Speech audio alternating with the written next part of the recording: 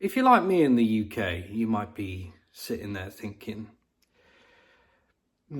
with all of these crazy policies and society feeling like it's in a general decline, I feel a little bit like a sitting duck. Are things going to get better? Are they going to improve? I just don't know. And that feeling, that thought process might be warranted. Why? We'll have a little example here. You know how with Trump coming in the US, DEI's been getting a bit of a nickname.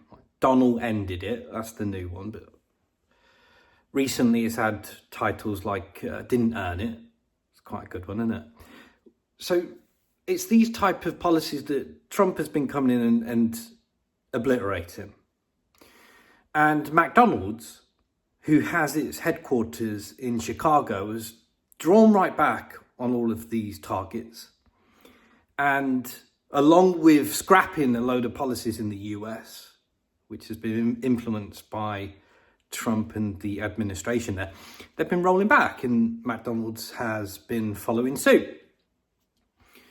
As I mentioned, their head office is in Chicago. Now, here in the UK, they've gone with the decision to break away from the US arm of McDonald's so they can continue policies like DEI.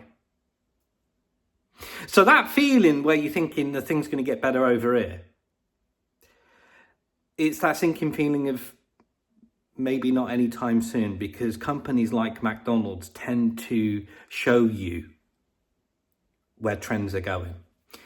And that particular trend with McDonald's in the UK, their targets, they're committed by, I think it's 2030, to have about 40% of their senior workforce to come from varying backgrounds, underprivileged, whatever rhetoric the DEI type stuff goes under. 40% of senior management to come from that background. Now, we've mentioned this many times before, haven't we?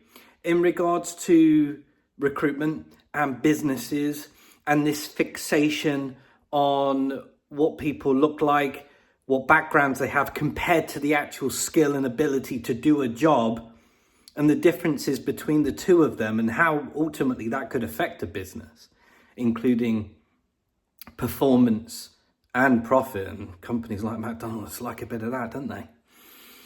This absolute obsession with all of this type of stuff. Well, McDonald's actually went with breaking away from its US arm to do this for us here in the UK. Crazy times. Ta-ta.